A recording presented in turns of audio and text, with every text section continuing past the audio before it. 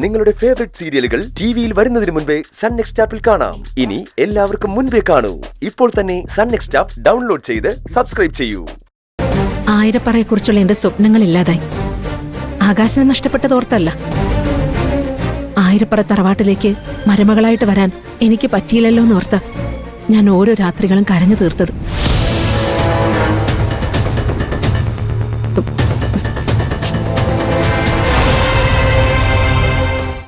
മരിച്ചുപോയ ഒരാൾക്ക് ജീവൻ തിരികെ കിട്ടുന്നത് പോലെ ആയിരിക്കും എനിക്ക് ആയിരപ്പറയിലേക്ക് മരുമകളായി വന്നു കയറാൻ ഭാഗ്യം കിട്ടുന്നത്. വിധി എന്നെ ഒരിക്കൽ ആയിരപ്പറയിൽ നിന്നും അകറ്റിയത്.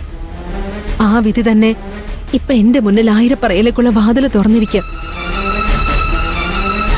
ഒരിക്കൽ കൊട്ടി അടച്ചതുപോലെ ആ വാതിൽ എനിക്ക് നേരെ ഇനിയും അടയ്ക്കരുത്. ഇതെന്റെ റിക്വസ്റ്റ് ആണെങ്കിൽ.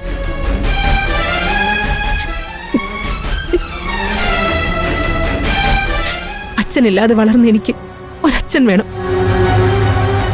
അങ്കിളെന്ന് വിളിച്ച അതേ നാവ് കൊണ്ട് എനിക്ക് അച്ഛാന്ന് വിളിക്കണം. മാഡം, അങ്കിള് പറയാൻ പോകുന്നത് എന്നെ മനസ്സാലെ മരുമകളായി അല്ല മകളായി അംഗീകരിച്ചു എന്നായിരിക്കണം. അങ്കിള് മോന് ജോലിയില്ല, സ്വഭാവം ശരിയില്ല എന്നൊക്കെ പറഞ്ഞല്ലോ. പക്ഷേ ഞാൻ ചിന്തിക്കുന്നത് ഒരു ചീഫ് എഞ്ചിനീയറുടെ അന്തസ്സിനേക്കാൾ ഒരുപാട് ഉയരത്തില ബാലമാഷിന്റെ മരുമകൾ എന്ന സ്ഥാനം. അതാ എനിക്ക് അന്തസ്, അഭിമാനം. പ്ലീസ് അങ്കിൾ, ആയിരപ്പറ കുടുംബത്തിലെ ഒരു അംഗമായി എന്നെയും സ്വീകരിക്കണം. ഞാൻ ഇത്രയും പറഞ്ഞിട്ട് അങ്കിളുടെ മനസ്സിൽ ഇപ്പോഴും ഈ കല്യാണത്തിന് സമ്മതിക്കാൻ ബുദ്ധിമുട്ടാണോ?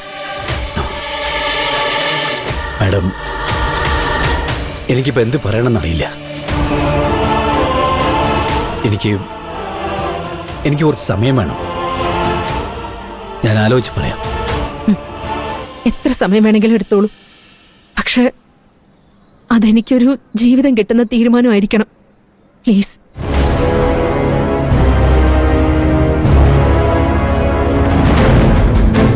ഞാൻ ഇറങ്ങാം മാഡം.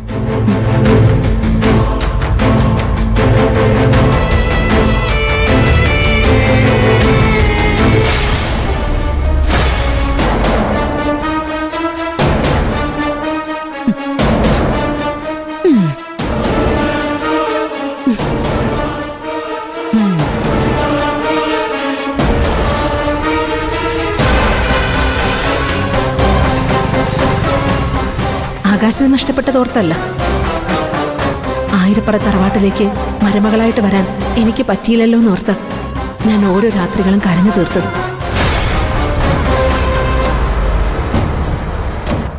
ഞാൻ സ്നേഹിച്ചത് ആകാശിനെ. ആകാശിന്റെ കല്യാണം കഴിക്കാനും ആഗ്രഹിച്ചിരുന്നു. പക്ഷേ ഇപ്പൊ ഞാൻ മോഹിക്കുന്നത് അങ്കിളിന്റെ കുടുംബത്തെയാ.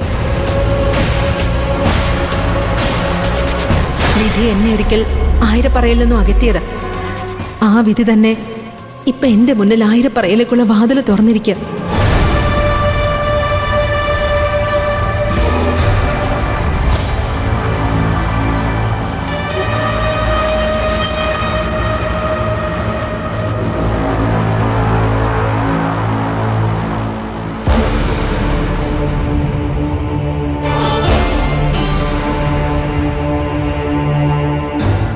ശ്രേയ കണ്ടോ ബാലമ്മേ? സംസാരിക്കാനുള്ളതൊക്കെ സംസാരിച്ചോ? ശ്രേയ എന്തു പറഞ്ഞേ? ഈ കല്യാണം നടക്കില്ല, ശ്രേയയുടെ തീരുമാനം തെറ്റായിരുന്നൊക്കെ പറഞ്ഞോ? ഇല്ല മോളെ, ശ്രേയ അങ്ങനെ തീരുമാനിച്ചതിൽ ഒരു തെറ്റും പറയാൻ പറ്റില്ല. ബാലമാമൻ എന്തൊക്കെയാ പറയുന്നത്? മുൻപ് ശ്രേയ ആകാശിനെ സ്നേഹിച്ചിട്ടുണ്ടാവും. പക്ഷേ അവൾ ഇപ്പൊ സ്നേഹിക്കുന്നത് നമ്മുടെ കുടുംബത്തെയാ. അല്ല ബാലമാമ, മോളൊന്ന് ആലോചിച്ച് നോക്ക്. ആദ്യം മുതൽ ഇതുവരെയുള്ള കാര്യങ്ങളൊന്ന് ഓർത്ത് നോക്ക്.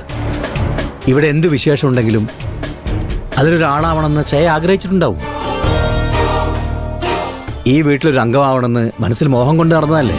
ബാലമാമ, ഞാൻ പറയുന്നത് കൊണ്ടൊന്നും വിചാരിക്കില്ലേ. ശ്രേയ നമ്മുടെ കുടുംബത്തോട് സ്നേഹം ഉണ്ടെന്ന് കാണിച്ച് എന്നെ അക്കുച്ചേട്ടനെ ഒരുപാട് ഉപദ്രവിച്ചിട്ടുള്ളതല്ലേ? മോള് പറഞ്ഞത് ശരിയാ. ആകാശനെ കിട്ടാതെ പോയതിലുള്ള നിരാശ കാരണം അവനെ ഒരുപാട് കഷ്ടപ്പെടുത്തിയിട്ടുണ്ട് ശ്രേയ. പക്ഷെ ഇപ്പൊ അങ്ങനെയല്ല. നമ്മൾ നടത്തിയ പൂജയിൽ ആകാശ് മോളുടെ കഴുത്തിൽ രണ്ടാമത് താലി കെട്ടിയപ്പോ ശ്രേയ എത്ര സന്തോഷത്തോടെ വന്നത്. തിരുവാതിരയ്ക്കെന്നും പറഞ്ഞ് ഡ്രസ്സൊക്കെ എടുത്തു തന്നില്ലേ. ഇങ്ങനെ ഓരോ അവസരത്തിലും ഈ കുടുംബത്തിലൊരു അംഗമായിരിക്കാൻ ശ്രേയയ്ക്ക് വലിയ ആഗ്രഹമാണ്. കൈക്കൂലി വാങ്ങിയെന്നും പറഞ്ഞ് ആകാശ് കേസിൽപ്പെട്ടപ്പോ ശ്രേയല്ലേ അവിടെ രക്ഷിച്ചത്. അങ്ങനെയല്ല ബാലമാമേ, അക്കുച്ചേട്ടന്റെ പേരിൽ ആ കേസ് ഉണ്ടാക്കിയതേ ശ്രേയ. ഇല്ല മോളെ, ശ്രേയ അങ്ങനെയൊന്നും ചെയ്യില്ല. ശ്രേയ തന്നെ കേസുണ്ടാക്കി ശ്രേയ തന്നെ രക്ഷിക്കുന്നതിനാ. ഉയർന്ന വിദ്യാഭ്യാസമുള്ള ആരും അങ്ങനെയൊന്നും ചെയ്യില്ല മോളെ. ഇതിനു മുമ്പ് ആകാശിന്റെ അച്ഛനാണെന്ന് പറഞ്ഞ് ഞാൻ ആ ഓഫീസിൽ എത്ര പ്രാവശ്യം പോയിട്ടുണ്ട്. അപ്പോ ഒക്കെ ആരോ ഒരാൾ തന്നെ കാണാൻ വന്നെന്ന രീതിയിലാ ശ്രേയ പെരുമാറിയത്.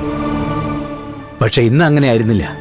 അങ്കിളെന്ന് വിളിച്ച് എത്ര സ്നേഹത്തോടെയും ബഹുമാനത്തോടെയാണ് ശ്രേയ പെരുമാറിയെന്നറിയോ.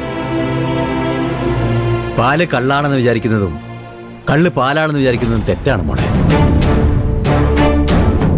ശ്രേയയ്ക്ക് നമ്മളോടൊക്കെ ദേഷ്യം ഉണ്ടായിരുന്നു. പക്ഷേ അരവിന്ദനെ കല്യാണം കഴിക്കാൻ തീരുമാനിച്ചത് മുതൽ ശ്രേയ ആളാകെ മാറി. അപ്പോ ബാലമാമൻ കല്യാണത്തിന് സമ്മതാണെന്ന് വാക്കുകൊടുത്തിട്ടാണോ വന്നത്? ഇല്ല മോളെ, വാക്കൊന്നും കൊടുത്തിട്ടില്ല. ഞാൻ ആലോചിച്ച് തീരുമാനം പറയാന്ന് പറഞ്ഞു. മോള് ടെൻഷൻ ആവണ്ട, ഞാൻ ആലോചിച്ച് നല്ലൊരു തീരുമാനം എടുക്കാം.